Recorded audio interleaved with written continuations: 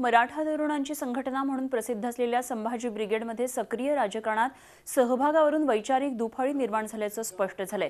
संभाजी ब्रिगेडच्या काही नेत्यांनी संभाजी ब्रिगेड या राजकीय पक्षाची स्थापना केली असतानाच संघटनेचे प्रदेशाध्यक्ष प्रवीण गायकवाड हे येत्या 12 जानेवारीला आपल्या समर्थकांसह शेतकरी कामगार पक्षामध्ये प्रवेश करणार आहेत। मराठा सेवा संघ तसंच संभाजी ब्रिगेडच्या कार्यकर्त्यांनी शेकापमध्ये जावं असं संघटनेचे संस्थापक पुरुषोत्तम खेडेकर यांचा आग्रह होता।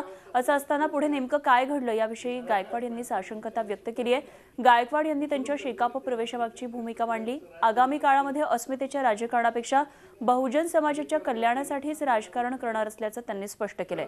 पक्षामध्ये नव्यानं दाखल झालेल्या कुमकीच्या जोरावर आगामी महापालिका तसंच जिल्हा परिषद पंचायत समिती शेकाप लढवणार असल्याचं यावेळी घोषित करण्यात आलं। पन्हाळगडावर या चर्चेला अंतिम स्वरूप देण्यात आलं।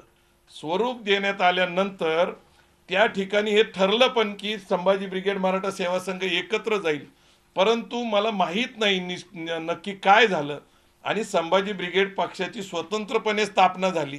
परंतु जो शब्द माननीय पुरुषोत्तम खेडेकरांनी शेतकरी कामगार पक्षाला जयंत पाटलांना दिला होता तोच पूर्ण करण्यासाठी आम्ही सगळे कार्यकर्ते शेतकरी कामगार पक्षाबरोबर जाण्याचा निर्णय घेतलेला आहे। झी 24 तास रहा एक पाऊल पुढे।